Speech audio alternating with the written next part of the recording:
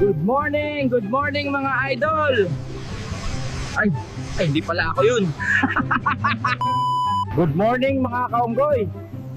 Try naman natin manghuli ng isda. Nakakasawa na palaging saging eh. Ngayon ay kasama ko ang kapatid ko. Huy, dito ka nga, ba't ba nandiyan ka sa likod ng camera? O, magpakilala ka sa mga kaunggoy natin. Hello po, ako po si Ratbu, kapatid po ni Gory. O, tara na, at ako'y gutom na.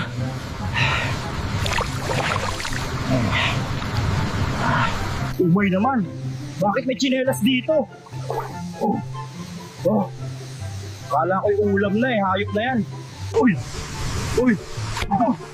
ang laki. Yun, tangina, sarap nito, ihawin mamaya. Pwede na umuwi.